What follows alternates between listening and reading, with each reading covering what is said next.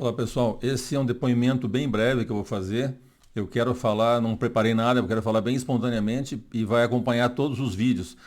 Na verdade, é para que a pessoa que esteja vendo os vídeos tenha em mente que não partiu de mim, né, o desejo de estudar esse assunto, de largar tudo que eu faço, né, e de fazer só isso, né, e de falar para o mundo isso. Na verdade, não. Foi um chamado de Deus. Mas o que eu quero destacar é que durante todo o processo, durante 7 anos, né, Deus me dava os textos, né, todos eles, eu estudei todos eles. Quando eu esgotava o estudo, que não tinha mais como entender, eu tinha pego todos os textos que ele me deu, cobria todo o assunto, né, de cada assunto, eu estou falando especificamente de cada assunto, né, ele cobria todo o assunto e eu não conseguia, então ele me revelava aquilo que eu não conseguia. Tá? Aí que ele me revelava, senão ele só me dava os textos. E eu ia, quando chegava num beco sem saída de novo, ele me revelava aquilo. Então, assim, foi um processo longo de 7 anos para que eu compreendesse tudo que eu compreendi da escatologia, mas isso não estava em mim, não vem de mim, a capacidade não é minha, eu não teria como descobrir isso sozinho, porque é extremamente complexo. Né? São 2.000 anos de, digamos, de distorções em cima do texto que não tem como um ser humano sozinho descobrir, né? Então o mérito é de Deus, né? A Ele cabe todo o mérito, toda a glória, toda a honra, né? Todo o louvor, né? A mim só o cobri de vergonha, porque eu, como sou homem, sou pecador, né? Sou falho, né? Então não vou conseguir passar tudo que eu gostaria de passar, mas vou me esforçar para fazer o máximo, tá? Mas eu gostaria que você tivesse isso em mente. É aquilo que Deus passou para mim, não vem de mim, tá bom? Um abraço então, tchau.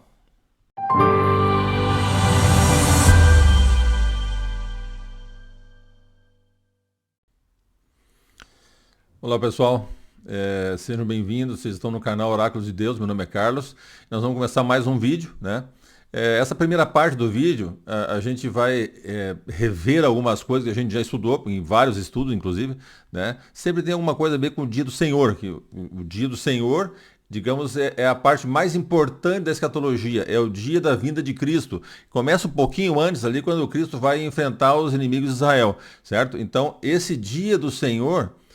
talvez eu faça um estudo, talvez não, eu vou fazer, não sei quando, um estudo só sobre o dia do Senhor, né? Aí são todas as passagens da Bíblia para a gente entender, mas de qualquer forma a gente está sempre falando dele. Então hoje nós vamos compreender, mais uma vez, que está intimamente relacionado à geografia, com a escatologia, com a Bíblia, não tem como separar isso, né? São 2.000 anos de tentativa de separação e conseguiram com um certo sucesso, né? A maior parte dos cristãos, eles veem separadamente. Israel não tem nada a ver com a escatologia, com a Bíblia, nada a ver mais. Não é mais o povo de Deus. Então essas duas coisas a gente vai ver hoje. Na segunda parte, que não é mais o povo de Deus, né? A gente vai ver se realmente não. E nessa primeira parte, a gente vai novamente olhar para o contexto escatológico, o contexto onde vai ocorrer o dia do Senhor, o local onde ele ocorre e que povos estão envolvidos. É impressionante, vai ser muito preciso. Inclusive começa com um deles, o povo de Edom, e depois outros povos que estão muito ligados, não tem como separar, inseparavelmente ligados com a escatologia, com o fim, com o dia do Senhor e com a volta de Cristo e com Israel. Compreendendo isso, facilita bastante para você entrar no contexto, né? Uma vez no contexto, todas as coisas se encaixam, né? Tá bom? Então veja, vamos começar com Obadias, tá? Obadias capítulo 1. Eu peguei só alguns versos, então até ficou fora a palavra Edom, eu botei lá entre parênteses porque ele está falando de Edom, né? Mas botei o verso 10, o 15 e o 18, 15 até o 18, para a gente ter uma compreensão razoável do assunto. Né? Não de todos os detalhes, daí fica muito comprido. Então, verso 10. Por causa da violência feita ao seu irmão Jacó, veja que Deus está se referindo a coisas do passado que vai ter repercussão no dia do Senhor, que é a volta dele, certo? Então, veja, violência feita a seu irmão Jacó, você ficará coberto de vergonha e será exterminado para sempre. Veja que duro. Agora o verso 15. Porque o dia do Senhor está prestes a vir sobre todas as nações. O dia do Senhor, a gente já estudou isso, a gente sabe que é a volta de Cristo. Tá? É quando Deus começa a agir diretamente na história, ele vai entrar e lutar com os exércitos inimigos de Israel. Então ali quando começa digamos, a ação dele direta, né, visível, começou o dia do Senhor. E aí a coisa complica.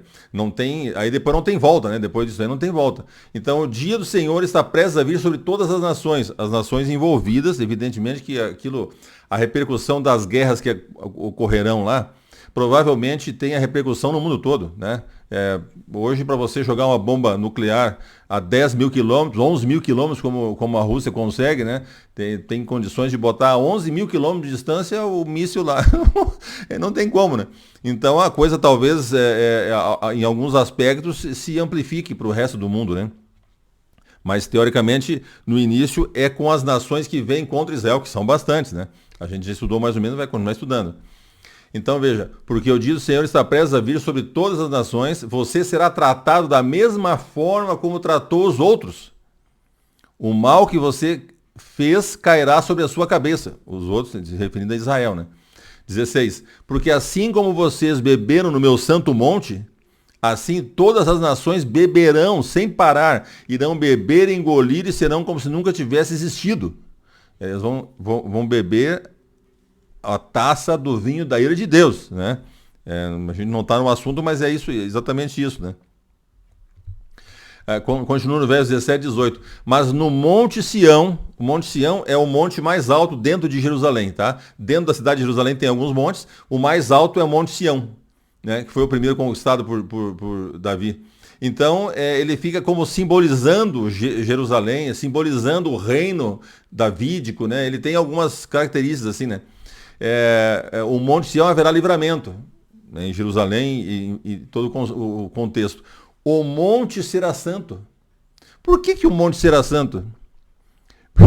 Porque novamente haverá presença de Deus ali no monte, e o monte virou santo. Aí é outra história. O monte agora será santo, porque ele estará lá. E os da casa de Jacó tomarão posse da sua herança. Então agora nós vamos ver que herança é essa.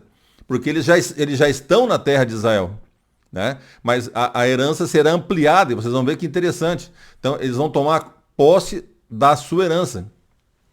Verso 18. A casa de Jacó será fogo, a casa de José será chama. O que é a casa de José? De Jacó a gente sabe que são as 12 tribos. Casa de José o que é? Casa de José se refere geralmente às 10 tribos do norte.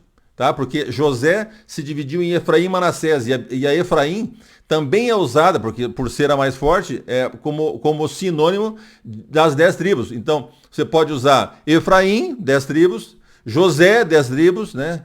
Jacó, se você usa no mesmo contexto Judá, Jacó se refere às 10 tribos. Aqui Jacó está se referindo às 12, certo? Então, a casa de Jacó, porque veja, é interessante falar isso aqui, porque ele está em Jerusalém, né? Aqui Deus está falando, ele está em Jerusalém. Teoricamente as outras tribos estariam fora, mas ele unificou, por isso ele está sendo inclusivo aqui, Jacó, José, para puxá-los, certo? É interessante entender isso. Então, se Jacó será fogo e José será chama, sinônimo. Lembra do paralelismo, o paralelismo dentro do verso poético, né? Tem o paralelismo e aqui é sinônimo. A casa de Jacó será fogo, a casa de José será chama, estão se referindo à mesma coisa. Mas a casa de Esaú, que é Edom, tá? Casa de Esaú, que se refere a Edom, será palha. Ele será a palha. O fogo e a chama incendiarão a palha e a consumirão. E ninguém mais restará da casa de Esaú, porque o Senhor falou, certo? Então eles vão pagar pelo que fizeram. Não pagaram tudo ainda, mas acontece que tem uma simbologia que vai trazer a gente para dentro do quadro atual, né? A gente vai pegando aos pouquinhos, tá bom? Então vamos lá. Amós 7 a 12. É interessante entender aqui, ó. Filhos de Israel. Está falando para Israel. Não é verdade que vocês são para mim como filhos dos etíopes, diz o Senhor. Não é fato de que eu tirei Israel da terra do Egito, os filisteus de Caftor e os sírios de Quir? Então, o que ele quer dizer com isso? Ele quer dizer que Israel, embora seja a nação que ele escolheu, a nação protegida, escolhida, abençoada, né, que recebeu os oráculos de Deus, eles também serão punidos. Tanto que quando começa a grande tribulação, começa contra eles. E eles pagam até um bom pedaço da grande tribulação, eles pagam o preço alto. tá? Eles pagam tudo que tem que pagar. Nós vamos ver daqui a pouco nos textos aí quando é que para de pagar, certo? É interessante entender isso aí. Então ele está comparando a outras nações, ele não vai escapar. Tem até um texto interessante que eu não botei hoje, porque fica muita coisa, mas quando fala que ele vai dar, mandou Jeremias dar a taça da ira para todas as nações, e foi mencionando as nações, ele falou assim, mas tem nação que não vai querer beber. Mas como assim? Passa pela cabeça da pessoa que se Deus começa a punição pela casa dele, que é o povo de Israel, por que os outros escapariam? Não vai escapar. Você entende? Esse é o conceito. Ele está falando, vocês não vão escapar. E não vão mesmo. Né? Verso 8. Eis que os olhos do Senhor Deus estão contra este reino pecador, que é Israel. E eu o destruirei da face da terra. Opa, então não vai sobrar nada. Então acabou Israel aqui. Então talvez aqueles que acham que foi substituição e que Israel não tem nada a ver mais, talvez estejam certos. Não, veja que é interessante entender essas frases, que elas nos ajudam a compreender em outros locais quando elas aparecem. Porque eu destruirei da face da terra. Eu destruirei toda a terra, às vezes não é toda. E aqui não é todo Israel também. Veja só que interessante. Ó, eu o destruirei da face da terra, está em amarelo. Mas não destruirei por completo a casa de Jacó. Ora, então ele não vai destruir por completo a casa de Jacó, entende? Mas ele usa uma expressão para dar força, né, para aquilo que ele está falando. Então, eu destruirei da face da terra, mas não destruirei por completo a casa de Jacó, que é Israel, certo? Diz o Senhor. É interessante isso, compreender isso. Porque eis que darei ordens e sacudirei a casa de Israel entre todas as nações. Aquele negócio que o pessoal pega uma peneira redonda e bota o grão, né, e joga para cima, e aquele vai longe, depois cai todos os grãozinhos de novo na peneira. Eu nunca consegui fazer direito aquilo. Na casa dos meus avós, no sítio, então, você joga para cima, o vento leva a palha que é mais leve, né, e os grãozinhos são mais pesados, cai de novo na peneira. Então ele usa essa concepção, esse contexto, nesse conceito, para poder dizer o que ele vai fazer. Ó, sacudirei a casa de Israel entre todas as nações, a parte amarela, assim como se sacode o trigo na peneira, sem que um só grão caia na terra. Entenderam? É isso que eu estava falando. Ele vai sacudir todos os pecadores. Olha só, esse 10 aqui é uma coisa que eu já falei para vocês, mas aqui é o outro verso falando de outro jeito. Todos os pecadores do meu povo morrerão à espada. Entendeu? Porque ele vai selecionar, ele vai permitir que na grande tribulação vá morrendo milhões de israelitas, mas não aqueles que ele selecionou. Quando morrer todos os pecadores, né, ou seja, aqueles que não se arrependeram, que não se voltaram para Deus, todos eles, ficou quem? Ficou só os fiéis. Certo? Então ele pode agora derramar seu espírito sobre todos eles. Esse é o conceito. Então todos os pecadores do meu povo morrerão à espada. Não é pecador no conceito absoluto, porque senão aí morreria todo mundo. A nação, o mundo inteiro acabou, todo mundo é pecador. Só Cristo não foi pecador da raça humana, tá certo? Então veja, aqui todos os pecadores, aqueles que se apegaram ao pecado e rejeitaram a Deus. Só isso, né? Tem que entender isso também. Os que dizem, o mal não nos alcançará, nem nos encontrará, ou seja, eles estão acima da lei, acima de Deus, acima de qualquer coisa, nada os atinge, não, vão todos morrer. Veja, Amós 9, 7 a 12, 14 e 15. Naquele dia, que ele está falando ali, né? Naquele dia, no dia do Senhor, quando ele vier e começar a resolver o problema, levantarei o tabernáculo caído de Davi. Então veja que ele vai levantar novamente o reino davídico. Não é o tabernáculo, porque se mencionasse o templo, poderia ser templo mais ligado a Salomão. Salomão, ele se corrompeu depois com a idolatria, né? Então talvez seja evitado por isso, mas na verdade não é a profecia nunca fala em Salomão, fala em Davi. Por isso aqui cita o tabernáculo de Davi, porque no tempo do Davi tinha só o tabernáculo. Por isso cita tabernáculo, por causa de Davi, né? Porque foi dito quando Cristo ia nascer que ele receberá o trono do teu pai Davi. Então vai receber o trono de Davi, esse é o trono sobre Israel, é ali que ele reina e depois reina sobre a terra toda, porque a terra toda vai ficar sob o seu reinado, tá certo? Então por isso o tabernáculo de Davi, vou restaurar as suas brechas e levantá-las das suas ruínas. Vou restaurá-lo, né? Ou seja, Israel, o reino, para que volte a ser como era nos dias da antiguidade. Veja o 12. Para que o meu povo tome posse do restante de Edom e de todas as nações que são chamadas pelo meu nome. Então aqui é importante entender. Edom, a gente sabe qual é a nação que é aquela que vai receber a punição mais severa, né? Depois, e as outras nações que são chamadas pelo seu nome, quem seriam?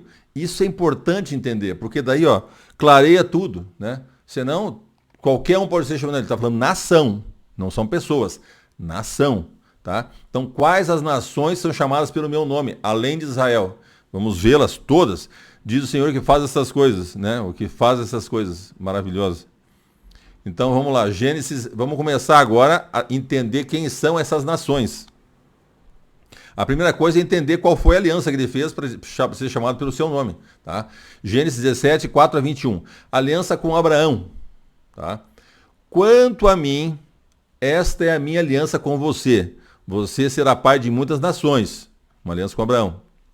O seu nome não será mais Abrão, e sim Abraão, porque eu o constituí pai de muitas nações. Farei com que você seja extraordinariamente fecundo. De você farei surgir nações e reis procederão de você.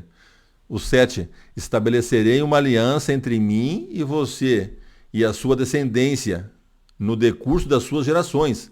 Aliança perpétua para ser o seu Deus e o Deus de sua descendência. Então todos os que descenderam fisicamente, biologicamente, carnalmente de Abraão entram na aliança. Todos. Tá? Aqui não é aliança espiritual. A aliança espiritual é uma outra coisa, né? Que não é bem compreendida às vezes. Aqui está falando de uma aliança perpétua com as gerações. Gerações, são gerados. Não tem nada a ver com a igreja, Não. Quem aceitou é outra coisa daí. É outra coisa. Tá? Então, estabelecerei uma aliança entre mim e você e sua descendência no decurso das suas gerações. Aliança perpétua para ser o seu Deus e o Deus da sua descendência. Não tem nada a ver com salvação. Evidentemente vai incluir, né? Mas aqui é uma aliança física. O Deus da sua descendência. Então, vai lá. Darei a você e a sua descendência a terra onde agora você é estrangeiro. Toda a terra de Canaã, como propriedade perpétua. E serei o Deus deles. Deus disse ainda a Abraão: guarde a minha aliança, você e a sua descendência no decurso das suas gerações. De novo ele repete isso. Verso 10. Esta é a aliança que vocês guardarão entre mim e vocês e a sua descendência. Agora ele vai dizer qual é a aliança. Em amarelo.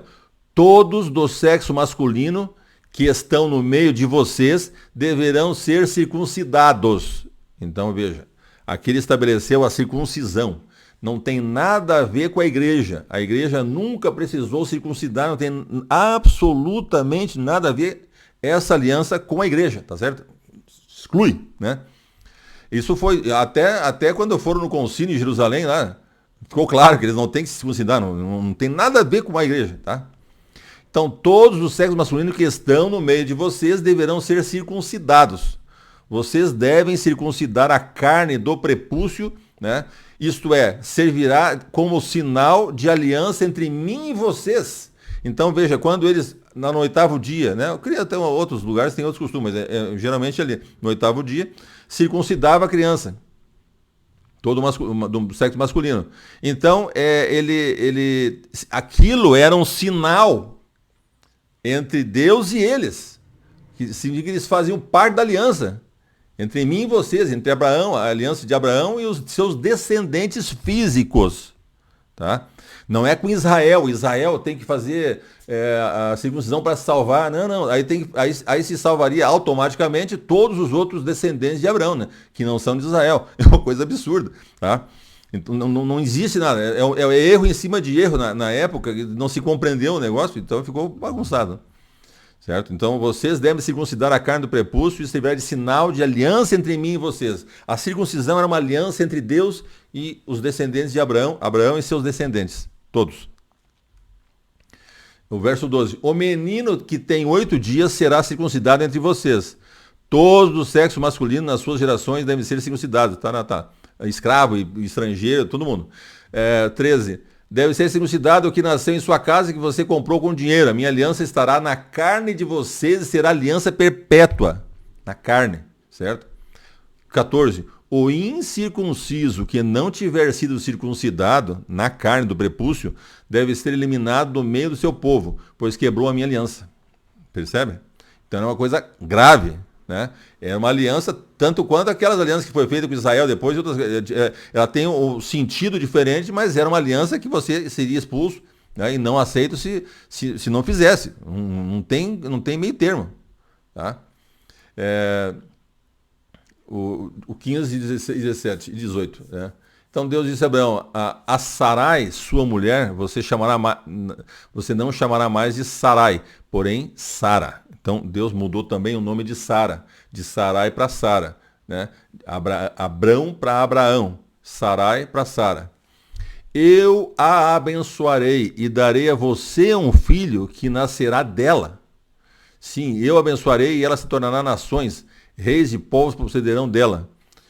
Então Abraão se prostrou com o rosto em terra e riu, dizendo consigo mesmo, pode nascer um filho de um homem de 100 anos, e será que Sara, com seus 90 anos, ainda poderá dar à luz? 18. Então Abraão disse para Deus, quem dera que Ismael vivesse sob a sua bênção, sob a tua bênção, porque queria que Deus abençoasse o Ismael, já estava lá, estava pronto já. Não era esse o plano de Deus, com aquela bênção específica. 19. Deus lhes respondeu, na verdade, Sara, a sua mulher, lhe dará um filho, e você o chamará de Isaque. Ele deu o nome, né? Isaque. Estabelecerei com ele a minha aliança perpétua para a sua descendência. Então ele ia estabelecer também com Isaque uma aliança perpétua para a sua descendência. De Isaque. Quanto a Ismael, eu ouvi o pedido que você me fez. Vou abençoá-lo. Farei com que seja fecundo e multiplicarei extraordinariamente. Ele será pai de 12 príncipes e dele farei uma grande nação. Se cumprir, nós vamos ver daqui a pouco. Mas a minha aliança eu estabelecerei com Isaque, o filho que Sara dará à luz para você nesse mesmo tempo daqui a um ano. É impressionante isso. Então vamos lá. Gálatas. Aqui é interessante entender algumas coisas. Né? Eu vou para Gênesis, Gálatas, tá? Para a gente entender as coisas. Veja. Gálatas 3,16, Paulo está falando das promessas, né, que foi dado a Abraão. Né, a promessa da descendência do Salvador, que seria dado a Isaac, depois repetido a Jacó, depois cai na tribo de Judá, depois vai para Davi e cai em Jesus. É isso que ele está falando, certo? Ora, as promessas foram feitas a Abraão, e ao seu descendente, singular. Esqueceram disso aqui, né? Não diz e aos descendentes, como falando de muitos, porém como falando de um só. E ao seu descendente, que é Cristo. Tá? Então as promessas e o mundo inteiro vai ser abençoado em Cristo. Tá certo? Não é em Israel, nem na igreja que herdou, Israel já está lascado, agora é a igreja. Não. É um. Né? É lógico que é evidente, está tudo envolvido, né? Mas é o descendente que é Cristo. Ele está tentando explicar isso aqui, mesmo assim é difícil entender para algumas pessoas. Gênesis 12, 3 e 22, 18. Veja bem. Abençoarei aqueles que o abençoarem e amaldiçoarei aqueles que o amaldiçoar. Em você serão benditas todas as famílias da terra. Em Abraão. Por que seriam benditas? Porque Abraão teria da linhagem dele Cristo. Só isso. Não é porque Abraão seria o máximo, né? É porque tem um descendente dele que é Cristo. Deus encarnado. 22, 18. Na sua descendência serão benditas todas as nações da terra. Na sua descendência, no seu descendente. Mas infelizmente a necessidade de tirar Israel da jogada e mudar um pouco e botar a igreja, tem que fazer assim para deixar fica meio estranho, né? Infelizmente. Então aqui deveria ser no seu descendente serão benditas todas as nações da terra, porque você obedeceu a minha voz. Aí vamos para Gênesis 3,15. Vai falar o mesmo conceito a primeira vez, lá no começo. E vocês vão ver que eles acertaram a metade do verso e erraram quase todas as traduções erraram a primeira parte e acertaram a segunda. Lógico. Enfim. Ó, vamos lá, Gênesis 3,15. Porém, inimizade entre você... Você quem? Aqui você é o diabo, tá? Ele está falando para o diabo. Porém, inimizade entre você e a mulher. Quem é a mulher? Israel. Israel, né? Entre a sua descendência, falando para o diabo, a sua descendência também está esquisito, porque foi traduzido de forma diferente a próxima palavra que é igual, né? A próxima frase. Seria o teu descendente seria a besta. Então, você e a mulher, inimizade entre você e a mulher, entre Israel e você, e o seu descendente, que é a besta, e o descendente dela, de Israel, o descendente dela era Cristo. Tá certo? Então, existiria uma inimizade entre o diabo e o povo de Israel, por isso que ele perseguiu o povo de Israel o tempo todo. Existiria uma inimizade entre a besta, que é descendente, porque ele vem no poder do diabo, segundo o poder do diabo, portanto ele é a obra-prima como se fosse filho, ele não tem descendência, o diabo não tem descendência, né? Mas é como se ele tivesse, porque ele gera o poder dessa pessoa, né? Ele vem no poder dele. Então, a besta, inimizade entre o seu descendente, que é a besta, e o descendente dela, que é Jesus. Este lhe ferirá a cabeça, ou seja, Jesus vai ferir a cabeça do descendente do diabo. Ele vai matar a besta. E você, não é a besta, agora a besta já morreu. E você, o diabo, lhe ferirá o calcanhar do descendente da mulher, que é Cristo, porque ele morreu na cruz, mas ressuscitou. Por isso pegou só o calcanhar, entenderam? É isso que está dizendo o texto. Se você muda, você desmantela, fica sem sentido. Não, você lê assim, não, senhor, o que é? É só Cristo. Não. Então, mas tem que entender qual é o contexto. Aqui Cristo está falando para o diabo e está falando do descendente dele, que é a besta, que ele vai matar. E depois vai matar o diabo, né? Lógico, no final, depois dos 1000 anos. Mas ele vai matar e vai só sofrer no calcanhar, porque aí o diabo consegue matar ele na cruz. Né? Ou seja, Deus permite, lógico, tudo que aconteça, achando que ia ter uma vitória, teve a derrota da vida dele, né? Certo? Acho que ficou mais ou menos claro, né? Mas isso aqui a gente vai descer fundo, e vou mostrar para vocês no original, tudo. É outra história, mas agora foi só para compreensão do contexto aqui. Tá? Gênesis 25, 1-6. Filhos de Quetura. Então vamos entender quem são os descendentes de Abraão agora. Eu comecei pela última, né? Quetura, depois vou descendo até chegar a Ismael e tal. Vamos começar com Quetura. Quando Abraão já tinha morrido Sara, né? Abraão tinha ficado sozinho, ele casou. Às vezes, as Bíblias geralmente traduzem em algumas partes ali, como se fosse uma concubina. Mas a Bíblia fala que ele casou, né? Então, concubina não é casamento, né? É concubinato. Então, veja, os filhos de Quetura. Abraão casou com outra mulher que se chamava Quetura. Tá? Ela lhe deu à luz Zinrã, Joksã, Medã e Midian, Isbaque e Suá. São 6. Deu 6 filhos, tá? Então, se a gente for pegar aqui, já começa a ampliar a situação. Midian, por exemplo, que eu botei em azul ali. Midian deu origem aos midianitas, que moravam ali na Arábia. Quando Moisés fugiu do Egito, foi morar com eles. O Jetro, seu sogro, era midianita, certo? Então, eles estavam dentro da Arábia. Então, Joksã, ele teve um filho que chamou de Dedã, que está dentro da Arábia também. A gente vai ver tudo isso aí no mapa. Eu vou mostrar tudo no mapa, né? Só para a gente ir entendendo aqui. Joksã gerou Seba e Dedã, e os filhos de Dedã foram Assurim. Tá, tudo bem. 4. Os filhos de Midian foram Efa, são 5 filhos. Elda, né? E todo mundo. Todos esses foram filhos de Quetura. Abraão, veja o que ele fala no verso 5. Abraão deu tudo o que tinha a Isaque, porque ele era considerado primogênito. Não era Ismael. Não era o filho da promessa. Né?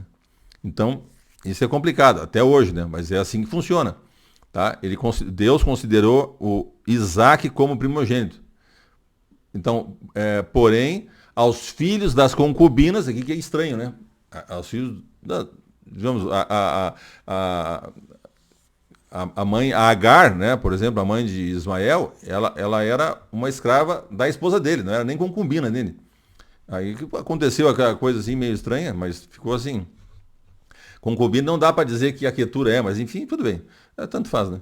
Então, porém, os filhos das concubinas que tinham, ou seja, das outras fora Sara, Abraão deu presentes e ainda em vida os separou de seu filho Isaque, enviando-os para a terra do Oriente. A terra do Oriente, vocês vão ver no mapa, se resume ali na Península Arábica, tá? Mais ao norte, mais ao sul, mas é ali. Tá? Isaac enviando-os para o Oriente. Aí ele enviou todo mundo para o Oriente, para ficar longe de Isaac, então confundir as coisas. O que aconteceu? Ficaram inimigos. Então, dê uma olhada nesse quadro. Eu fiz esse quadro aqui para tentar botar tudo nele, porque senão tem que fazer vários quadros e a pessoa se perde, né? Então, lá vocês têm, no lado esquerdo, lá, Abraão, certo? Abraão, ele está num azul mais escuro, né? E quando é um oval assim, é porque são as esposas, né? Então, para cima tem Agar, para baixo tem Quetura, e para a direita ali, Sara, né? Sara da Isaac. Eu botei, dessas três, eu botei os filhos saindo das mulheres, né? Lógico. Botei ali para ficar mais fácil de botar, porque seria tudo em Abraão e ia dar muito problema. Então, Isaac, Jacó, você vê que vem a linha direto ali. Jacó recebe o nome de Israel, de Deus, é chamado Israel. Então, os filhos de Jacó são os filhos de Israel, que são as 12 tribos que estão aqui na direita. Tá? Você pega as 12 tribos, todas elas, em ordem de idade. O quarto ali é Judá. De Judá sai Davi, de Davi sai Jesus. É pontilhado porque daí é gerações até lá, né? Não é filho direto, tá? E aí vocês vão ver os outros Quetura e Agar. Para cima estão os 12 filhos que são filhos de Ismael, né? Que é a promessa de Deus, e se cumpriu os 12 nações. E depois embaixo Quetura. Então vocês vão ver ali que Quetura sai de Joksã, sai de Dan, que é uma que nós vamos ver no mapa depois, que vai estabelecer a parte onde vai ter o primeiro ataque da besta contra a Arábia, certo? Ali depois tem os descendentes de Esaú também, que nós vamos ver, tá? Mas enfim, aqui era só para mostrar para vocês se familiarizar de começo aqui, para a gente depois pegar só os principais, pinçar e continuar. Depois eu volto a isso aqui. Então, veja, Gênesis, aqui lá são os filhos de Quetura que a gente olhou, tá? Agora, Gênesis 25, 12 a 18, são os filhos de Ismael, tá? São estas as gerações de Ismael, filho de Abraão, que Agar, egípcia serva de Sara, lhe deu à luz, tá? Esses são os nomes dos filhos de Ismael. Por ordem de nascimento, o primogênito de Ismael foi Nebaiote. O que se entende é que seja os nabateus, né, que viveram ali no noroeste da Península Arábica. Os nabateus eram os descendentes de Nebaiote, né? Uma das esposas de Esaú era irmã de Nebaiote, né, filha de Ismael. Vai ver depois. Quedar, né? Quedar é outro que vai aparecer, o nome dessa cidade vai aparecer ali na Arábia Saudita, né? Na Arábia, né? Onde é a Arábia Saudita. E Dumá também vai aparecer lá, tá? Então isso é interessante. Essas coisas do mapa vai esclarecer muita coisa também. Tá? Então estamos aqui, ó, descendentes de Ismael, eu botei aqui em cima. Quedar e Dumá nós vamos achar no mapa lá depois. E Nebaiote seria o mais velho, né? E a irmã não é citada aqui, né? A irmã está aqui, ó, de Esaú, né? Embaixo de Isaac sai Jacó. Mas Isaac sai um para baixo ali, que é Esaú, que foi rejeitada a primogenitura. Esaú tem Ada, Bazemate e Olibama, são 3 esposas, né? A Bazemate, ela é irmã de Nebaiote, filha de Ismael. Então misturou a raça de Esaú com a raça de Ismael já lá no começo, né? Com a filha ali sendo o genro dele. Tá? Misturou ali as famílias. E aí bom, depois eu vou falar dela, depois a gente volta aqui, tá bom? Então seria mais ou menos para a gente ter essa noção aí. Voltamos lá. Então, Gênesis 25, 12 a 18. Aqui já está no 16. Estes são os filhos de Ismael. E esses são os nomes das suas aldeias, pelos seus acampamentos. 12 príncipes de seus povos. E os anos de vida de Ismael foram 137 anos, e morreu, e foi reunido ao seu povo. Agora o 18 que vai esclarecer. Os filhos de Ismael habitaram desde Avilá até Sur. Nós temos que entender onde é Avilá e Sur, especialmente nas imediações do Egito. Então Sur fica nas imediações do Egito, no caminho para a Assíria. Perfeito, perfeita a tradução. Ele se estabeleceu diante de todos os seus irmãos. Então ele se espalhou ali e se estabeleceu. Tá? Agora veja o interessante aqui, ó. Êxodo 15, verso 22. Moisés fez o povo de Israel partir do Mar Vermelho. E eles foram para o deserto de Sur. Caminharam 3 dias no deserto e não acharam águas. O que nós entendemos aqui? Aqui fala que Sur fica nas imediações do Egito. Então não fica no Egito. Se ele atravessou o Golfo de Suez, como era tradicionalmente aceito, né, com o Sinai lá na península do Sinai, então eles atravessaram, na verdade, o Golfo de Acaba. Eu vou mostrar para vocês no mapa onde eles atravessaram e aonde é o Sinai. E se eles atravessaram ali, eles ficam isso também na imediação, porque do outro lado do Golfo é o Egito, nas imediações do Egito, é no outro lado do Golfo, só isso. Tem um erro assim bem grave, né, que acontece porque antes da reforma, os mapas mais antigos, você pega lá antes de Cristo, todos os mapas que você pega, eles não têm o Golfo de Acaba. Por isso que as pessoas confundiam e achavam que a Arábia terminava no Golfo de Suez. Ou ali tudo era... Não, mas as pessoas sabiam que ele era do Egito. Não, ali era tudo Egito. Porque não tinha, o mapa não tinha divisória. Então passava, era permeável. Não, mas sempre existia o Golfo de Acaba. Esse é o problema. Era um erro nos mapas. Foi corrigido ali próximo à reforma. E aí tudo mudou, né? Senão fica complicado. Não dá para você ser achado aí. Tá certo? A Bíblia dá referências importantíssimas para você entender. E tem que seguir. Então, venham comigo. Olha, aqui está o delta do Nilo, né? O Egito, né? Onde o povo de Israel estava, eles estavam aqui em Avares, tá? Era uma região aqui que não tem agora... Deixa eu ver se eu encontro aqui. É difícil de encontrar.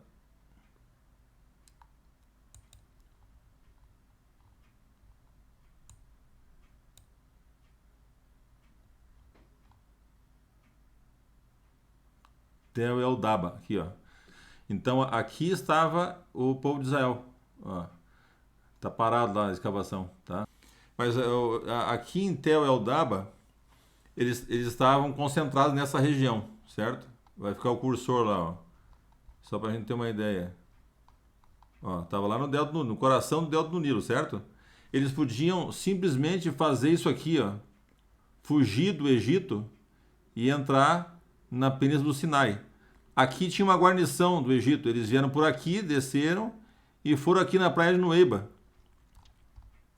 Tá? Mas eu já vou explicar o que é a praia de Nueba, tá?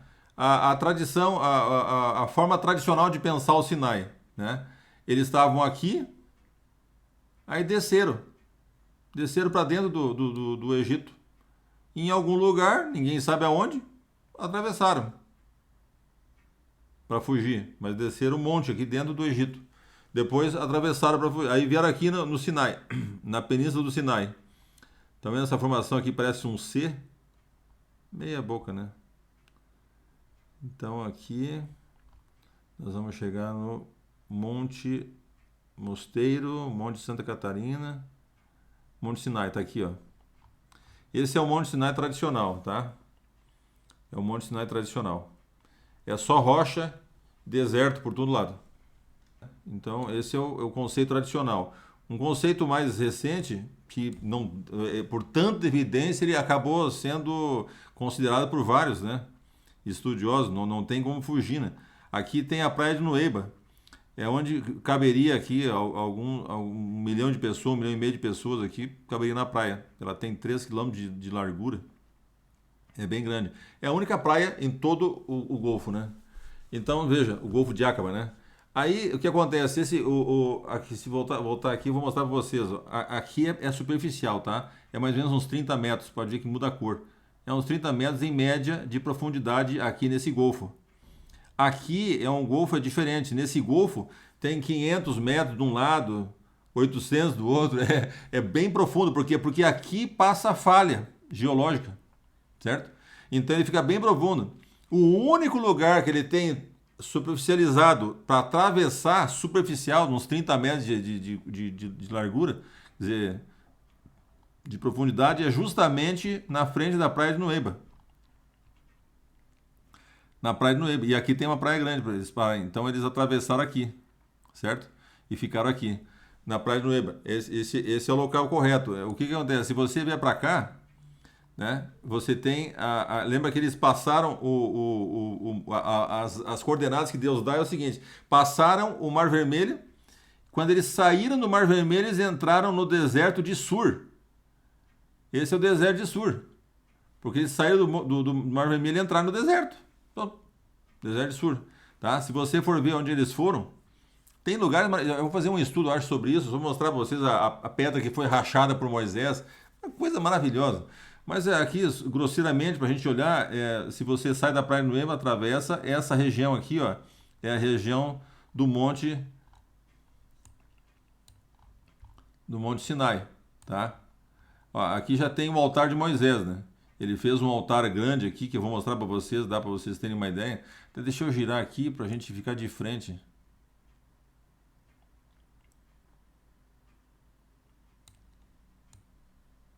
Ó, o altar de Moisés, ele está aqui. Ele está até hoje. Ele fez um altar grande porque o gado entrava por um lado, fazia a volta e vinha morrer no outro. E era a parede alta para eles não verem um morrendo, né? Não ficar agitado.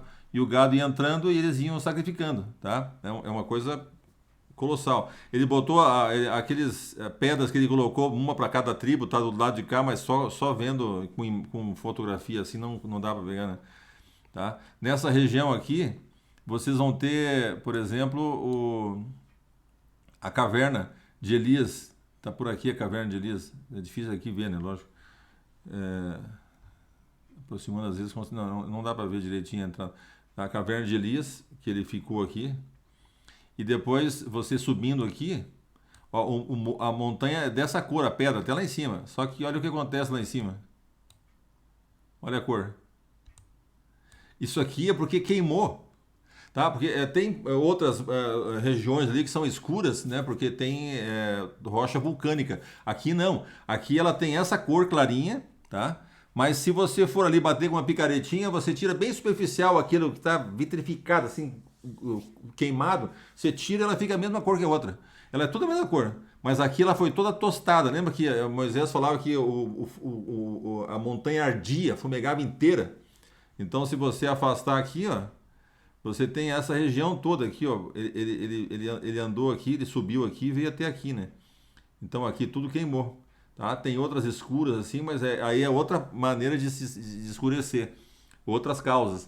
Aqui é queimada e superficial, tá? Eu acho isso interessantíssimo. Aí você vem aqui, subiu, tá? Aqui é considerado onde é o lugar que ele falou com Deus, né? Desce fogo por aqui, fogo, né? Ele fez fogo em tudo. O povo ficou desesperado, pediu para falar só com Moisés, não falar com eles, porque é fogo mesmo. O fogo da presença de Deus queimou a rocha. Só para vocês terem uma ideia, tá? Bom, isso aqui vai ser um outro estudo, tá? Tem aqui perto, só que a gente já está aqui, não era planejado, mas passando.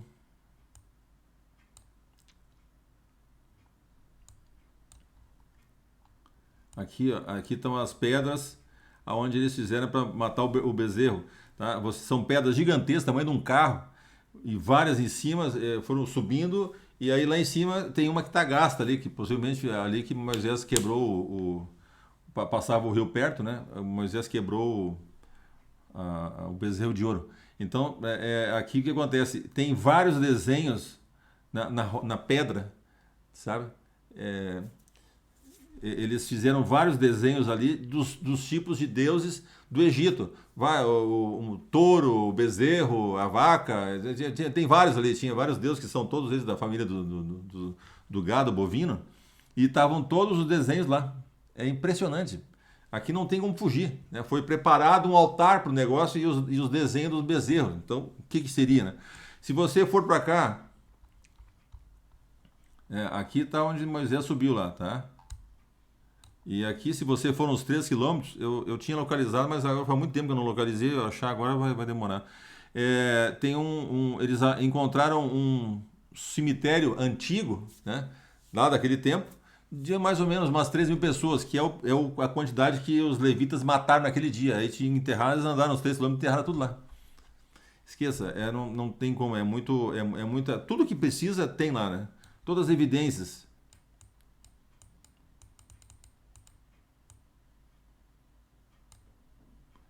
Queria só voltar aqui, assim, isso, tá. Agora, entender, então aqui é o deserto de Sur, certo?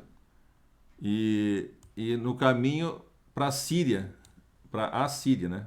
Então, se você vai aqui, ó, aqui na Mesopotâmia, lembra? Rio Eufrates e Rio Tigre. No Rio Tigre aqui a gente acha a Síria, a capital da Síria, Nínive, tá? Mossul, lembra de Mossul? Onde o Estado Islâmico quebrou um monte de coisa lá, destruiu tudo. Aqui, ó. Aqui está o sítio arqueológico de Nínive, tá? Aqui está Nínive. Então, veja, dessa região aqui, ó, seria caminho, da onde eles saíram daqui, caminho como se fosse para a Síria. Né? Aqui em Mossul. Então, veja, eles saíram daqui, ó, caminho para a Síria, tá? Então, caminho para a Mesopotâmia. Você vai subir aqui, ó. Tá? Então, nesse trajeto todos, eles ficaram. Então, pega aqui, ó. Pega toda a Península Arábica. Essa parte sul da Jordânia era onde Edom tinha ficado. E os descendentes de Ismael já tinham vindo para essa região, né? Então, você vai achar as cidades assim que fala de Edom até aqui embaixo, né? Tá? Aqui embaixo nós temos o Iêmen, tá? Então nós temos o Iêmen aqui embaixo e Temã, né? Existe uma teoria de que Temã estava aqui no norte. Até podia existir uma Temã lá, né? Mas não acharam até hoje. Agora aqui embaixo não, aqui está registrado, histórico, porque tem um grupo de judeus que viviam em Temã. Eles são chamados Temani, os judeus Temani.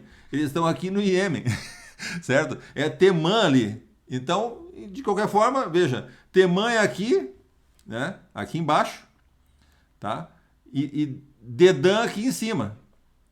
E aqui no meio, como tá na foto lá, tinha mais cidades, eu tô falando só isso aqui. Então, como tá aqui, ó, aqui no meio dessas duas cidades, de Temã e Dedã, nós temos o quê? Meca. Ó, tá aqui, ó, Meca. Tá? Então nós temos Meca aqui. A Bíblia fala que eles vão cair a espada desde Dedã até Temã. Então veja, essa é a região que vai ser destruída, é onde está Meca e Medina, tá certo? Porque Deus vai colocar no coração da besta e dos 10 reis que estão com ele de destruí-los. E isso já existe essa ameaça e existe a profecia islâmica de que eles vão destruir. Só para entender, tá na Bíblia e tá no Islã, né? Então eles vão destruir essa região aqui. Depois, daí é outra coisa quando Deus destruiu o resto, é outra coisa. Eles vão fazer essa destruição aqui dessas duas cidades. Entre essas duas cidades aqui vão destruir Meca e Medina, né? Tá bom? Então, eu acho que o que eu tinha para falar seria isso. Aqui, então, nessa parte sul aqui da Jordânia hoje, que começou era tudo Edom aqui. Embaixo aqui já, nessa parte do deserto do Sur, era o Monte Seir, né? Tá? Então, ele já veio para a Arábia, né? Os ismaelitas já estavam na Arábia, depois os filhos de Quetura vieram aqui, porque aqui também ficava onde estava o Jetro, o sogro dos midianitas estava ali, né? Então essa é a terra onde estão todos eles, tá? Pertenceram a esse grupo todo aqui, estão aí geneticamente misturados, tudo aí, nessa confusão toda, tá? Agora vamos para os filhos de Esaú. Gênesis 36, 1 a 3, 9, 15 e 16. Filhos de Esaú. Esta é a história da família de Esaú, que é Edom, tá? Esaú é Edom. Edom significa vermelho. Esaú era ruivo. O nome Edom foi dado quando ele nasceu. Nasceu peludo e vermelho, né? E ruivo. Esaú casou-se com mulheres de Canaã, que não era do agrado de Deus, né? Com Ada, filha de Elon, o Etita, e com Olibama, filha de Aná e neta de Zibeão, o Eveu. E também com Basemate, filha de Ismael, irmã de Nebaiote. Pronto, entrou na família, tá? Ele tornou-se genro. Esta é a descendência de Esaú, pai dos Edomitas, no Monte Seir, né? Porque quando ele foi, a primeira vez, o primeiro lugar que ele habitou foi no Monte Seir. Depois se espalhou e entrou lá para dentro vocês vão ver lá, foi até lá, quase no Iêmen, né? Se espalhou, né? Mas ele habitou primeiramente no Monte Seir ali, até morrer, né? E ali ficou conhecido o Monte Seir, ficou uma espécie de sinônimo de Edomita também. Foram esses os chefes dentre os descendentes de Esaú, os filhos de Elifas, né? Filho mais velho de Esaú, Temã, Omar, Zefô e Kenaz, Corá, Gaitá, Amaleque. O Amaleque foi de uma concubina, não foi das esposas, tá? Foi mais uma concubina que deu Amaleque, que tornou-se um dos grandes inimigos de Israel, né? Foram esses os chefes descendentes de Elifas em Edom, eram netos de Ada, tá? Então, veja, aqui nós vamos pegar Temá, ou Temânias. Temã, quando bota o tio, é porque tem um N de nariz no final da palavra. É diferente de Temá. Temá é uma coisa, só tem o A. Temã tem o N, tá bom? Então, esses são descendentes de Esaú, né? Vamos ver aqui, ó. Esaú, tá aqui, ó. Isaac, né? Abraão, Isaac, e aí desce para Esaú, aqui no azul mais claro. Esaú com as 3 esposas, Bezemate, deu a Rauel, né, que é o filho dela, e o filho teve 4 filhos. Ela só teve um filho. A Ada teve um filho também, que é Elifas, e Elifas teve os outros 6. 2, 3, 4, 5, 6. São 6 de Elifas. Tá? E dos quais o Temã é o que nos interessa aqui, o Dedã e o Temã, para a gente localizar Dumá e Quedar, se localizar dentro da Arábia Saudita para poder dizer o que está acontecendo. Tá? E vamos então assim, ó, avançar aqui. Vamos voltar a esse assunto e aí vamos fazer complementar esse assunto lá do começo. Quem são, né? Amós, naquele dia levantarei o tabernáculo caído de Davi. Ou seja, restituirá o reino de Davi, porque ele vai reinar. Vou reparar as suas brechas e levantá-lo nas suas ruínas. Vou restaurá-lo para que volte a ser como era nos dias de antiguidade. Para que o meu povo tome posse do restante de Edom, tá? O povo de Edom, que habitou ali no Monte Seir, que está dentro da Península Arábica também, e de todas as nações que são chamadas pelo meu nome. São aquelas outras nações descendentes dos filhos de Quetura, dos filhos de Ismael. Todos eles são chamados pelo nome. E Esaú, né? Que é esse aqui que está falando, Edom. Diz o Senhor que fez essas coisas. Então, Edom simboliza ali os descendentes de Esaú, e você tem os descendentes de Quetura e o de Ismael. Tudo misturado, povo árabe, tá? Só isso. Ali vivem os árabes. Sempre foi, né? Então, vamos lá. Amós 9, tá lá. Mudarei a sorte do meu povo de Israel. Eles reedificarão as cidades destruídas e nelas habitarão. Destruídas quando? Na grande tribulação. Com bomba, enfim, vamos arrebentar tudo. Né? Plantarão vinhas e beberão seu vinho, farão pomares e comerão seus frutos. Eu os plantarei na sua terra. Eu os plantarei na sua terra. Dessa terra que lhes dei, nunca mais serão arrancados, diz o Senhor Deus. Então veja que interessante. Quando ele fizer isso na volta dele, nunca mais ninguém vai arrancar isso da terra deles. Já era, nunca mais. Tá? Até o final do milênio, quando vai o reino passar para o Pai. Eles continuarão reinando juntos. A gente já estudou isso aí, né? Tá certo? Obadias aqui, ó. Posse da terra. Os de Negueb, né? Eu vou mostrar para vocês no mapa depois, aqui só para explicar. O Negueb é a parte maior do deserto que fica ali perto de Jerusalém para baixo, até o bico lá, quando cheguem no Golfo de Acaba. Tomarão posse do monte de Esaú. Eles vão pegar o monte de Esaú. Os de Cefelá, se é assim, você começa na praia de Israel, ali na praia, aí vai subindo as montanhas, a montanha para um médio 400, 450 metros, aí depois elas sobem mais, vão lá para 750 para cima. Jerusalém, que não é a mais alta, já está em 750, né? Vai embora, né? Sobe a mais alta. Então, o Cefelá é a parte média, onde as montanhas são mais baixas um pouco. E é uma parte fértil, onde as pessoas viajavam ali, e é bem fértil, tá? Ocuparão o território dos filisteus. Dali eles vão descer e pegar os filisteus. Tomarão posse também dos campos de Efraim e de Samaria. E Benjamim tomará posse de Gileade. Lembra onde é que é Gileade? Aquelas tribos que ficaram do outro lado do rio, né? Então, aquelas tribos, elas acabaram sendo levadas embora. Mas acontece que Deus vai reclamar novamente. Então, Gileade ali provavelmente se refere ao território todo que eles ocupavam, né? Um território que fica dentro da Jordânia. Esse povo aqui é o povo chamado pelo meu nome, diz Deus, certo? Então esse povo vai ser absorvido por Israel. Os que sobreviverem ali ficarão, né? Porque fala que dos restantes, né? De Edom, dos restantes desse povo. Esse povo vai habitar junto com Israel, porque é da família, mas vão habitar junto, tá? Israel vai tomar conta do território. Os cativos do exército dos filhos de Israel tomarão posse do território dos cananeus até Serepta, que é vindo da praia, né? Chegando, a praia entra um pedaço dentro do Líbano ali também. Pega um pedaço de Israel, entra até o Líbano lá. Metade entre Tiro e Sidom, mais ou menos, ali, que tem Serepta. Jesus esteve lá, né? E os cativos de Jerusalém, que estão em Sefarade, tomarão posse das cidades do sul. Veja que interessante, provavelmente Sefarade aqui, ele representa os que estiverem de fora, porque os sefaraditas, né, são os judeus que vieram da Península Ibérica, porque eles sofreram muito lá na perseguição dos católicos, né, quando fizeram a Inquisição, obrigaram eles a se converter ou ser expulso ou morrer, e muitos morrerem, foi uma confusão, né? Mas eles continuaram, são muito firmes, né? Continuaram sendo judeus, né? Então esses tomarão posse da cidade. Salvadores, esses salvadores é interessante, salvadores hão de subir ao monte Sião para julgarem o monte de Esaú, e o reino será do Senhor. Do sul, então eles vão julgar o que vão fazer com Esaú, né? Com o monte de Esaú, porque esses salvadores são aqueles que vão ajudar Cristo a reinar, tá?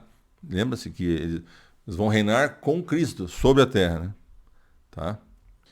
Pessoal, eu vou tentar dar uma visão geral para vocês das regiões ali que ficam em Israel, da onde o texto bíblico fala da distribuição que vai ser de terra ali dentro, aonde fica onde, enfim. Antes disso, só para a gente lembrar, o pessoal que vem de Sefarade são chamados sefaraditas, né? São judeus que ficaram aqui na Península Ibérica, na Espanha e em Portugal. Tem a Ibéria também lá no Cáucaso, né? Mas o caso é daqui mesmo. Eles saíram daqui, passaram pela Inquisição espanhola, em Portugal também teve, enfim, foi difícil para eles e eles hoje muitos vivem em Israel, né? Então aqui a profecia cita isso, né? Cita essa situação, esse caso. É bem interessante. Então, entrando dentro do território de Israel, aqui a gente tem que entender o seguinte: essa parte clara que fica mais ou menos aqui em cima de onde está o nome de Israel, essa região, para baixo até aqui em Eilat, seria a parte maior, quase 50% do território de Israel praticamente, é deserto, tá? Montanhoso, e tem uma parte montanhosa e tem muito deserto. Ali é tudo deserto, tá? Então, esse é o deserto que o pessoal chama de Negev. Escreve Negeb com B, mas sem o ponto, esse B tem som de V, né? V de vela, tá? Então é Negev, né? Essa região aqui é bem grande, tá? Então tem a distribuição que vai pegar Negev, já sabe onde é agora. Como se fosse uma asa de borboleta do lado esquerdo da borboleta aqui, seria a West Bank, né? Na verdade, Cisjordânia. É o melhor, o nome que a gente pode dar é Cisjordânia. Para os americanos esse nome serve, para nós não. Então, na Cisjordânia, se a gente invertesse essa asa de borboleta e ela fosse para o lado direito, seria mais ou menos esse o território, né, que é chamado de Gileade, tá? Ele fica aqui um pouquinho depois, um pouquinho antes de descendo o Rio Jordão, um pouquinho antes de chegar no Mar Morto, do lado da Jordânia. Então essa região aqui seria a região onde estavam aquelas tribos, 3 tribos, 2 tribos e meia, né? Que ficaram do lado oriental do Jordão, que é a Transjordânia ou dentro da Jordânia. Tá? Então esse território aqui que é chamado Gileade, provavelmente refira-se ao tamanho que tinha aproximado dos 3 juntos. Tá? É um território bem interessante. Tá? Deixa eu ver o que mais aqui. O Cefelá, mais ou menos na altura aqui de Jerusalém, tá? Nessa altura onde eu estou com o cursor aqui, você tem a planície que fica no litoral, tá? Aqui desde de Gaza até a metade do território de Israel, é a planície que fica, digamos, na altura ali de Jerusalém. Então, essa planície costeira, ela começa ali na altura do mar, bem baixo, né? E vai subindo de levezinho. Quando ele atinge uns 120 metros, mais ou menos, vai ter uma fileira desde esse bico aqui, ó, tem uma cordilheira de montanhas que vai até esse bico, tá? Então, eles começam com 120 metros, vão até uns 450 metros. Em cima dessas montanhas há uma certa planície, né? As pessoas viajavam ali e é um lugar fértil, tá? Então, essa é a planície do Cefelá, né? E depois do Cefelá começa a aumentar mais as montanhas e vão chegar numa altura aí, por exemplo, Jerusalém está em 750 metros, certo? Então é bem alto, né? Bem acima. Essas montanhas também têm cidades lá em cima, né? Então tem as cidades na montanha, na planície, na baixada, no deserto. Aí mais para o norte de Israel, a gente vai ter aqui, lembra-se que tinha a Samaria na frente, nessa parte mais ao norte digamos, essa borboleta, vocês lembram o que significava essa borboleta, né? Ó, ela está em vermelho aqui, ó, tá? Está em vermelho. Isso é um território que foi conquistado numa das guerras pela Jordânia e eles queriam dar o território para os palestinos. Mas aí Israel acabou tomando o controle, tem o controle. Eles reclamam até hoje, mas eles têm o controle dessa região toda, tá? Então, mais à esquerda, aqui mais à esquerda, né, mais perto do Mediterrâneo, a gente teria o que seria a tribo de Efraim, né? E mais perto do Jordão, o que seria Samaria, mais ou menos isso, tá? A grosso modo, né? Samaria e Efraim. Esses territórios vão ser também mencionados. Aqui para o lado direito, né? Esse lado do território aqui, que é do lado oriental ao Jordão, que vai ser o Gileade, onde estavam aquelas tribos que ficavam do lado de cá, né? Hoje está com o território da Jordânia. Acho que é isso. Se você tinha mais alguma coisa, Cefelá, Gileade.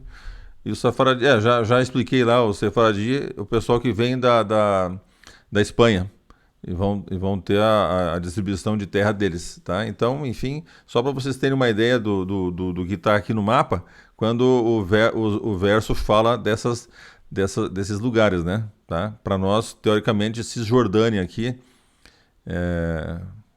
para a gente se referir a isso aqui, tá? Isaías, consolem o meu povo, diz o Deus de vocês. Falem ao coração de Jerusalém e anunciem que o tempo da sua escravidão já acabou. Então veja, não vai haver mais. Acabou a escravidão. Chega o momento, daquele momento do grande tribulação, que Deus fala, agora chega. Chega, já morreu quem tinha que morrer e permaneceu, viu que tem que permanecer. Agora ele inverte a coisa e vai para cima dos inimigos. Aí os inimigos que vão sofrer, né? O tempo da sua escravidão. 2. Falem ao coração de Jerusalém e anunciem que o tempo de sua escravidão já acabou e que a sua iniquidade está perdoada e que ela já recebeu em dobro das mãos do Senhor por todos os seus pecados, ou seja, castigou em dobro para que não ficasse ninguém reclamando, nada. Desde o povo de Israel lá dos anos 70 até a volta de Cristo, ali no meio da tribulação, ainda morreu milhões. Ninguém mais pode falar nada, né? É interessante.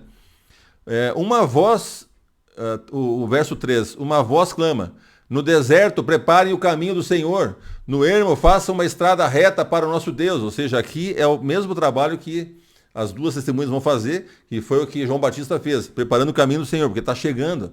E veja o que acontece no verso 5. A glória do Senhor se manifestará e toda a humanidade a verá, pois a boca do Senhor o disse. Então a glória de Deus se manifestará ali, de tal forma que todo mundo vai saber, né? Eis que o Senhor Deus virá com poder e o seu braço dominará. Eis que o seu galardão está com ele e diante dele vem a sua recompensa. Como pastor, ele apacenta. Veja que interessante que depois de toda essa confusão, toda essa agressividade, toda e destruição que haverá, aí depois que Deus resolveu isso com os perversos, o que ele se volta como um pastor. Ele apacentará o seu rebanho. Entre os seus braços recolherá os cordeirinhos e os carregará no colo. As que amamentam ele guiará mansamente. Entende? É muito lindo isso. Ou seja, Deus aí tem uma atitude de pai, né? Como de fato é. É que acabou o juízo, então agora ele pode manifestar todo o seu amor para aqueles que ele preservou, né? Aqui nós entendemos que Edom e o restante das nações que se chamam pelo meu nome são todos descendentes físicos, biológicos de Abraão. Tá? As terras que eles ficaram, né, a Arábia vai ser praticamente toda destruída e não vai ser habitada, uma grande parte dela, e só a parte mais de cima vai ser habitada. E vai ser tomada por Israel, que vai habitar naquela região e absorver os seus parentes, né, que viveram esse tempo todo perseguindo Israel, né? Pagarão por isso, lógico, mas alguns vão escapar, sem dúvida. Então até daqui a pouco. Um abraço, tchau.